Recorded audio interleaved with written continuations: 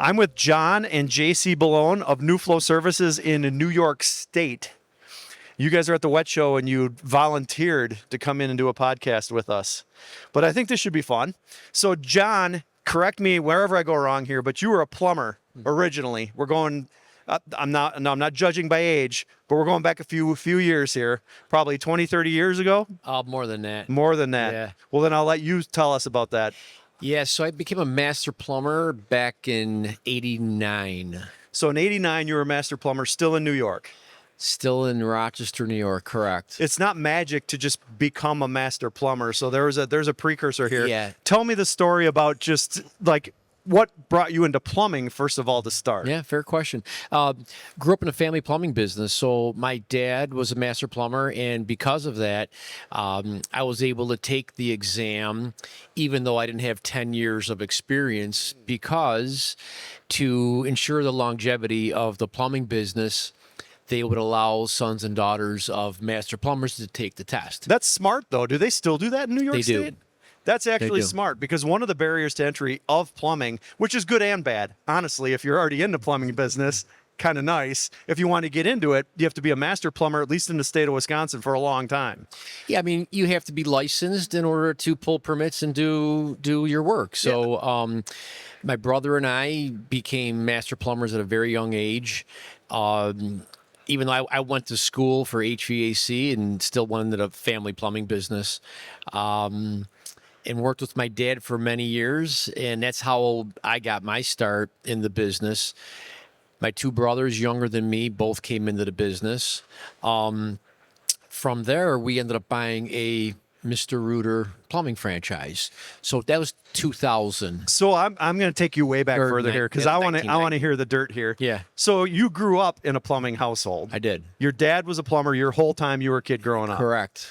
And then are you thinking this whole time, I want to grow up to be a plumber too? Or were you like... I loved it. Now, my mom wanted me to be an engineer. I went to Clarkson University up in Potsdam because my mom did not want me to be a plumber. She saw, what my dad was doing. He'd come home dirty every day in the trenches, but my dad just loved what he did. And when I went to work with my father, I loved it. I loved putting pipe together. I loved being in the ditch. I loved everything about it. It sounds like your dad was kind of a one-man shop. No. My dad was in the local, in the plumbers union, and had a partner. He got out of the union because he had 4 children at home to feed and support. So my dad went on his own, opened up his own plumbing company. That's what I'm saying. So was he a one-man show, or did he have employees under him? Oh, yeah, he had employees. Okay, so he grew this into a legitimate plumbing business. 100%. So you're a kid growing up, and you do want to follow in the family footsteps, because a lot of times I've talked to quite a few plumbers and things like that, and a lot of times they're like, that's the last thing I want to do. I see dad getting dirty, working long hours, all this, dealing with employees. But you, right from the get-go, decided, like, I kind of do want to do this. Yeah, I can't really tell you why. I enjoyed working with my hands. I loved there's creativity. It was really a craft, right? You were learning a trade, a craft when you were, putting together soil pipe, lead and oakum joints, soldering 6-inch copper, screwing 3-inch and 4-inch galvanized pipe, things that aren't even done today. Yeah, right. Right. Few things have evolved. I'm very appreciative of that upbringing and stayed in the business.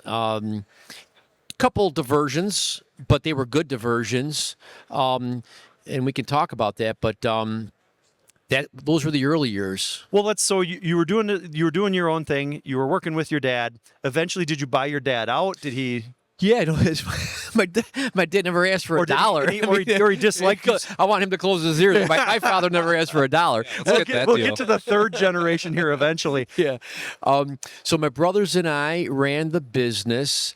We were not a plumbing service company. We did mechanical contracting. That was Billone Mechanical. So my brothers and I always felt that we needed to be in the plumbing service business and generate another revenue stream. And that's when we were introduced to the Mr. Rooter franchise. That's what I wanted to know. And that was appealing because we felt there was importance in name recognition, even though back then, Mr. Rooter Plumbing was somewhat in its infancy. The Dwyer family, Did you say this was 01? we sold it in '01. You sold bought it it in in 01. 1990. So in 90, you became a Dwyer Group franchise. Yes. Yeah. Okay. Yeah. And then my brother and I ran it for 10 years. It's a young man. I mean, I'm telling you this now. It's a young man's game. I mean, it was 24/7, 7 days a week. We got the business up to 15 trucks, and we're like, okay, we're done. We're done with this. I mean, you make a good living, but man, you working your tail off. Yeah, I mean, well, you're that's working why your plumbing tail businesses off. sell for good money too. But 1990 was a totally different time. It doesn't seem that long ago, at least to me. But in 1990, there is no internet, so there was. I hope I had this a doesn't brick come up. phone. Remember the brick phones? I had one of those. A bag phone or a brick phone. Yeah. But there had to be a lot more value in a franchise back then because it was a lot harder to figure things out on your own as far as marketing and pricing, and because there wasn't the communication there is now. There's Facebook groups and there's groups on the internet where a lot more information is shared. I think you had to lean on a franchise more back then to learn some of this stuff. Or what was the appeal to jump? You said, you jumped into the franchise. Yeah. What was like, we should do it this way because we'll grow faster? You're right. No, it was a system. We were sold. We were buying a system, a package. We didn't have to reinvent the wheel. We knew plumbing.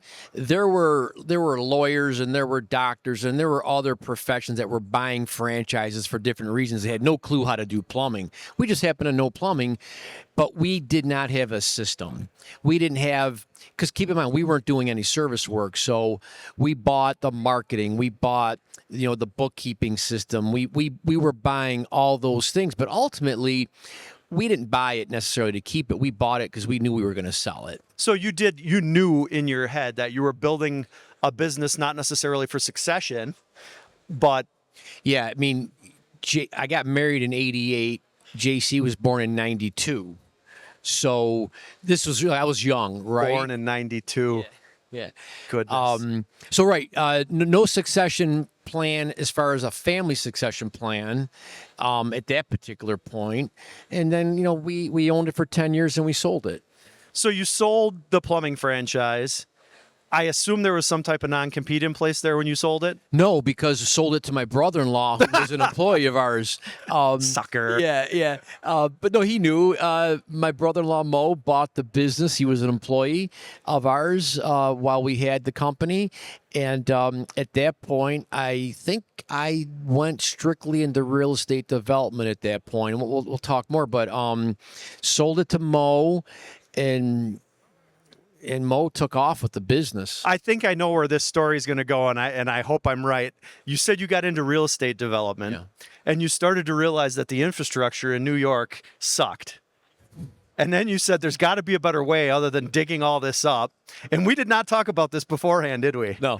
And you said there's got to be a better way than digging all these old pipes up. Am I right or am I wrong? You're not right. You're not right. I wish I could say you were right, but I got that much bored. foresight. I don't think you had that much foresight. No, I didn't. I wish I was smarter, but I just was getting bored. I was getting bored in real estate. I got my real estate license at a very early age. I was still in college when I got my real estate license, so I was selling real estate young. And once I left and sold the plumbing business, the Rooter business, went into real estate development and started doing multifamily renovations, which I fell in love with. And all the pipes were perfect, so this did not lead to NuFlow. Yeah, no, they weren't. No, it did not lead to NuFlow. Correct. That's kind of interesting because shortly after we sold Mr. Rooter Plumbing to my brother-in-law, Mo was the third license holder for NuFlow. He saw something I didn't even know about it. What year was this? Is early 2000s? Early 2000s. Yeah, so that is early because this show. So I've been coming to this show for about 30 years. Yeah. And the first few shows, there was a little bit of that technology here. It was a lot different. Very small. Yep, very small. There was none of it in Nashville. When the pumper cleaner show, when I used to go in the '90s, was in Nashville. There was me as well, but it was more there? of the bursting technology than the Okay. relining technology. So Okay. you would have had a lot more of your like TT technology type stuff, where you're actually pulling. Bursting more so than relining. I would say relining, and I'm looking to the audience for some help here because there's someone sitting in there. There was relining in Nashville. I want to say, did we have was Permaliner in Nashville? Yeah. So I think the very end of the Nashville years would have been like late '90s is when in my opinion, it first started to come out. I was like had blinders on, didn't see it, didn't know about it. Mo claims he brought it to my attention when I still owned Mr. Reuter, and I don't recall that conversation. And then he went ahead and bought the license for NuFlow back in 2003. Regardless, he was early. The point is he was early. I think a lot of people back in the day, just like anything, this isn't an industry known for its technology. Now, you look around and you'd argue, look at some of the sewer inspection equipment and look at how lining is becoming. Actually, look around and there's a lot of technology here. But back then, people were always like, plumbing was plumbing. Septic pumping was septic pumping. It's like technology didn't need to be there. So I think people were afraid of it to some degree. Like, you can't just make a pipe new again. And they needed to see it, believe it, let it hold up for now 2 decades. Yeah. I think, in my opinion, that was a lot of it. Yeah, you're right. It was a stretch. I mean, like anything new back then, I think I would still argue that it was new. People enjoy being in their comfort zone. Exactly. So to go outside of that, challenging, I give Mo the credit because he saw an opportunity. Now, he didn't do a ton of pipelining. I mean, he did a job here, he did a job there, and it was another tool in his toolbox. When he fast forward several years, and when he shared with me what he was doing, so that would have been like 2015. That's for me when the light bulb went off. I'm like, wow, that is really cool technology. So my introduction to pipelining was like in 2015. And you would have been a teenager in 2015. You were born in what year again? 92. So I was my first year of grad school. So you were 2015. you were in your 20s. I was in my 20s. So what are you paying attention to the business at this point? No, because he was doing mostly real estate property development, and at that time, for like most of my adolescent, early teenage years, he was mostly in real estate property development. That was, let's call it early 2000s up to 2014, 2015. And I thought that was really cool, really admirable. I remember growing up, in my youngest memories, him coming home late, white shirt, dirty, having just spent a night doing plumbing, right? But then a kind of switch moment where now he was wearing a suit coat to work and slacks instead of All jeans. All of a sudden you think your dad is one of the Sopranos. I'm like, what is it? Yeah, exactly. Yeah. And so I was like, oh wow, this is cool. But again, it's just dad doing work, just doing his job. So it didn't really click. So the plumbing knew of it, was really proud of it. My uncles continued to do Billone Mechanical, the mechanical side. So they still stayed in it. My dad's brothers sold Mr. Reuter to my uncle, my mom's brother, his brother-in-law. So plumbing and like the trades were still involved, I would say, like in the family dynamic. But my dad himself was now in real estate property development. I ended up going to college, engineering, had a different path in my mind, but we would always just chat, figure out, okay, what's he up to? What's he doing? My dad, and was always willing to listen, see if there was, an opportunity there. So in 2015, you're in your 20s. The light bulb finally goes on for you. Finally. We got Mo to thank. 20 Absolutely. years later, Mo's been pushing this on you, and you're like, you know what? I think Mo's onto something here. Yeah. So that's at that point, he was trying to offload his plumbing company, Mr. Reuter Plumbing. He bought another 2 plumbing companies. I was starting to get tired of real estate development. They were 20-year. We did a lot of multi-million-dollar renovation work, big loans. We didn't own anything, right? The banks owned everything. It was like 20-year payback. these weren't flips. We Well, weren't that flipping and real real estate. estate got weird. Yeah, yeah. In The I think it market was right around 2015. Am I right? Or was it 08? 08. 08, Yeah, yeah. 08.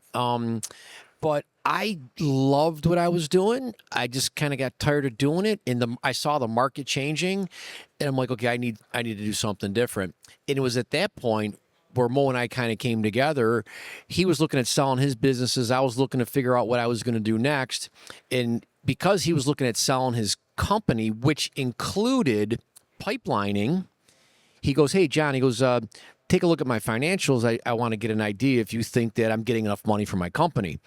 I looked at his financials and, in plumbing service, plumbing installs, lining. I'm like, what's lining? Like, what's that all about? He goes, oh, that's the business you wanted nothing to do with, 20 years ago. I'm like, what are you talking about? So it had a pretty good column on his behind it. Well, it was nice, but when he explained it to me, I says, okay, here's an idea. Sell your business, but take out this piece of it. If you want to, we'll start a lining company, exclusive lining. Was he big enough at that time that like VC was looking at buying the business, or was he just kind of pitching this to other plumbers? Other plumbers. So it didn't matter that you took that line. Didn't matter. Ultimately, he sold the Mr. Rooter franchise to his daughter. My niece is running the Mr. Rooter Sounds like plumbing if you want to buy anything, you business. better have the last name. Otherwise, you're not She's going to get your she's paws here. on She's it. actually at the show, walking around. Aubrey is their last name. Aubrey, she's looking for a pump truck. Yep, she's looking for a pump truck. So in 2015, Mo and I decided to. So he had bought the NuFlow license. So we then got permission to use NuFlow in our name, and we created NuFlow Services of Upstate New York. So people think that we are NuFlow corporate. We're not. It is a little confusing when I was doing my research on this podcast, and I quickly deduced that you weren't, but Right. Yeah. No, we're sole proprietors of our business in upstate New York, and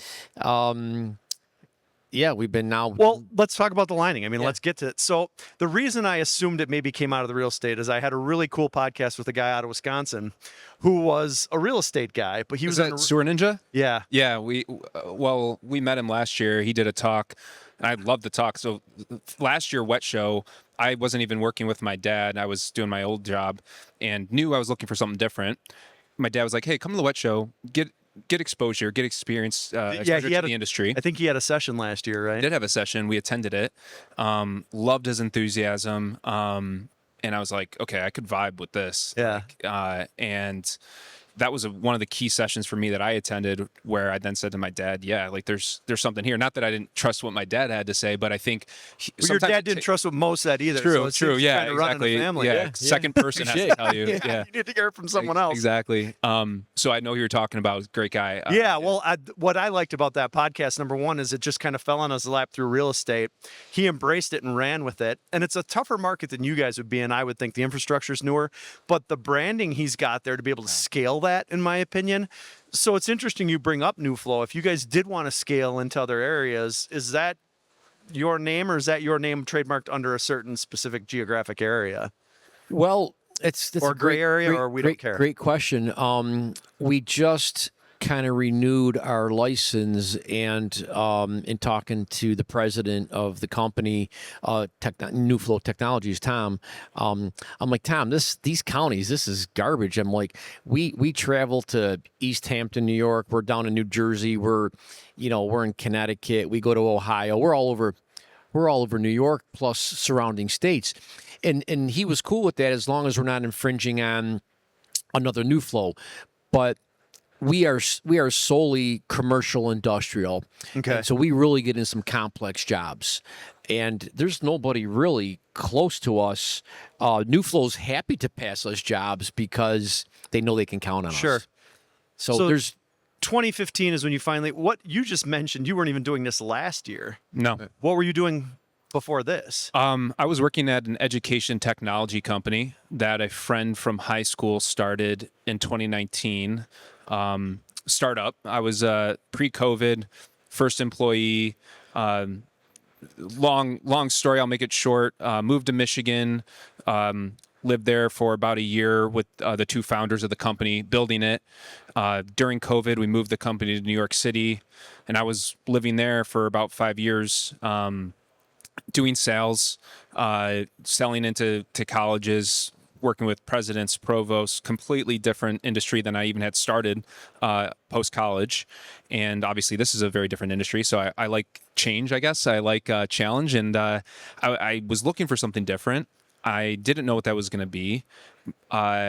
This was on my radar. Working with my dad was on my radar, and the pipelining thing was really cool. He was like, "Jay, we get so many inbound inquiries," and I'm like, "Dad, what are you as a sales guy?" I was like, "Dad, what are you doing for outbound? What are you doing for marketing campaigns? What are you?" He's like, "Nothing really." I mean, he's pounding the pavement, doing lunch and learns. And those pay off. And 2 years later, everything seems like it's coming in. I'm like, wow, we could really pour some gasoline on this fire. Right. And that's when I was like, attended the show, and I was like, all right, let's do it. I want to Well, learn it's more. interesting because I see a really cool dynamic here. It's like, again, we talked about why did you have to jump into a franchise? Because you just didn't know what you didn't know back then, and you were getting guidance from a franchise. And even now, it's like, again, I've been doing this since I started here in '97. I had done the Navy, then college, and then I came here.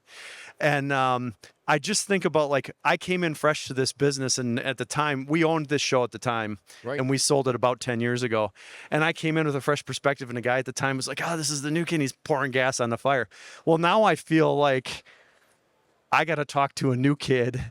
Because, like, it's weird. It's like time does pass you by, and you don't understand the AI, and you don't understand some of the new marketing methods, or how the younger generation is finding services, whether it be commercial or residential. So I think it's smart to enlist JC.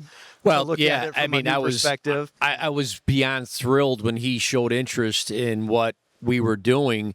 That that youth and the mind and how he processes, and we don't need to get into it, but I had a deal on the table to sell the company a few years ago. Me and Mo were selling the business.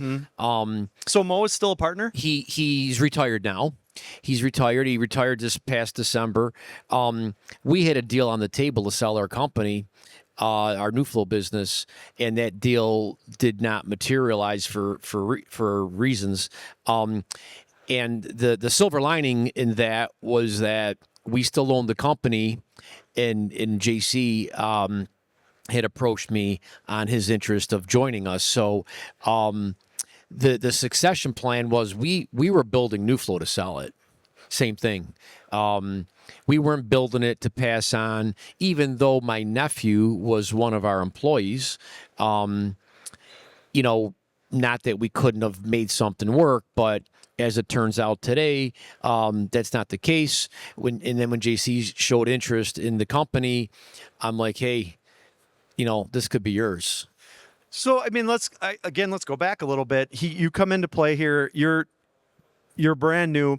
Pour some gas on this fire. Where did you see the combustibles? Like, what was he missing? You know what I mean, so to speak. It's like, I get he was grabbing the low-hanging fruit. Mm-hmm.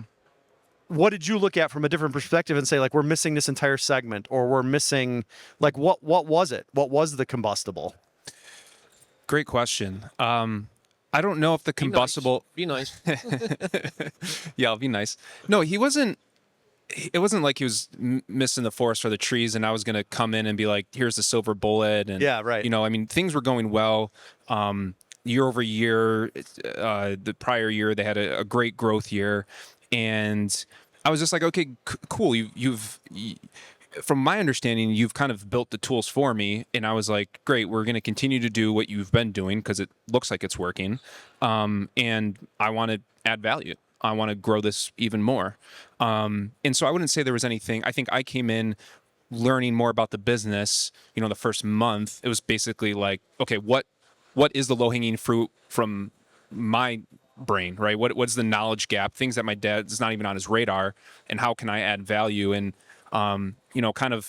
my title is technically Director of Sales and Business Development. And what I quickly realized is I need to spend a lot more time in business development than I do in sales, meaning process, systems, trying to build scale at a small company of 12 employees to what we want to get to started with business development. And so for the past, let's call it 10 months, as long as I've been at the company, it's really been focused on business development.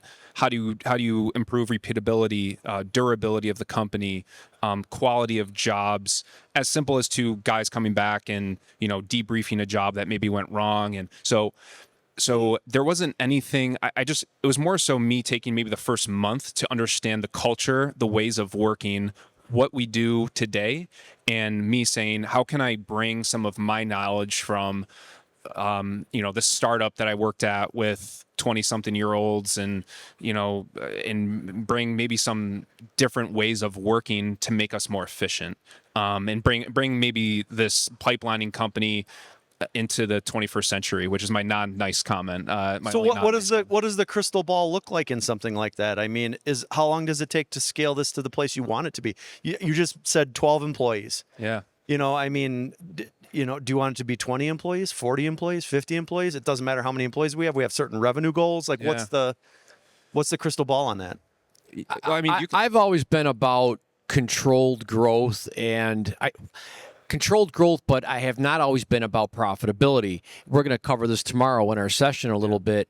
Growth means different things to different people. As I get older, I am solely focused on profitability. At Billone Mechanical, we were 50 guys, $10 million company losing money. So, what sense does that make? Well, right? And sometimes growth comes with expenses that you get is less profitability. Yeah, you're right. There's those weird. It's just I wasn't stages. I wasn't willing to lose money. We worked way too hard to lose money. So we just made a decision internally. We scaled down our company to get it to a place where we can control it and make money. Previously, this is 30 years ago. So when JC came on board, we started talking about growth. In the pipelining business, the opportunities for us are tremendous. I can't speak for other markets, but where we're located, there's not a lot of people that do what we do. We can scale, and this will be, JC's decision. I'm too attached to healthy bottom line.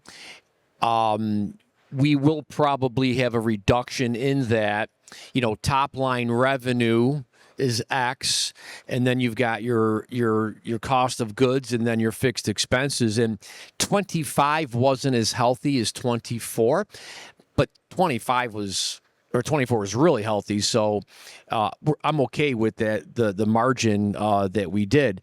Our plans are, well, you came up with the goal, the percentages, which it's ironic because when he shared the number with me, I'm like, wow, that's how are we going to achieve that? But what's interesting wasn't as much as the number, it puts your mind in a different frame of thinking. Yeah. It took a couple days for that to sink in, and then I saw it happening. I'm like, so, Well, I was just going to say, I think, Jeff, me and my dad are pretty open and transparent with each other, and super fortunate for that. And I told my dad, as going into 2026, over the holiday break in 25, I was working on a sales plan for 26, trying to figure out where we wanted to be, where I wanted to grow the company. And I told him, I was like, I'm going to have aggressive goals that are aspirational because they're going to force us to make decisions that we otherwise wouldn't make, right? If our goal was to say, let's increase our bottom line or increase our revenue top line by 10%, we might take our foot off the gas. We might say, hey, okay, well, we're gonna do that lunch and learn, or we're gonna do that meeting, next week or in a month from now, and it kind of lights a little bit of a fire under you. Yeah. I think when you have that aspirational goal and you're like, no, let's try and hit that goal. Let's do what we need to do it. And I was listening to an interesting podcast because I drove 8 hours to get here, and it was one of those things where they're like, well, there's a difference between setting like an ambitious or an unattainable goal. But even when you set an ambitious goal or an unattainable goal, even if you don't hit it, you've probably recognized growth that you wouldn't have hit if you didn't create that goal. And I was like, damn, it's like, because nobody wants to. Well, we're going to have 100% sales growth. And you're like, well, we can't do that. Yeah. But you got to find that happy spot, and it sounds like that's kind of what you're saying. Exactly. And I think for my dad, I was like, Dad, don't get too attached to the number. I know the number is scary, but let's just talk about what would it take to get there. Yeah, that's exactly what I'm saying. What do we have to do to get there? And like that's going to make us think differently, make different decisions, go down different routes. Maybe we I remember we had a meeting with our team beginning of 26. I said, guys, we're just so you know, I know in the 25 we kind of did a few residential jobs here and there. We're not going to do any more residential. Like we're going to focus strictly on private, commercial, industrial manufacturing. And if we get a call through residential, just tell them, hey, we know some other guys in the area that could help you and send them their way. Or maybe that's something down the line. You can make its own little arm that operates differently where Sure. we can, you can approach it from a different perspective. Yeah. Because it is a different thing. What about municipal? You guys do municipal work too? A little bit. We'll be maybe sometimes a sub. Is this business, I don't know if I want to say recession proof, but does it remain steady no matter what's going on globally? Because now you've got over 20 years under your belt, 15. Math is hard. Yeah. 10 years under your belt doing this. Has it always been steady? You made a comment like 25 was great. This year, I don't know. It's like, Well, JC hit it earlier, is that everything we've done really since early on has been inbound. Like I don't go out to get sales. Yeah. Which is a fortunate position to be. It's amazing. Yeah. But you're not really growing. So we don't even try to go after work. It just comes in. And when you ask the question about recession proof, the infrastructure, you've heard this, gets older every single day. Yeah.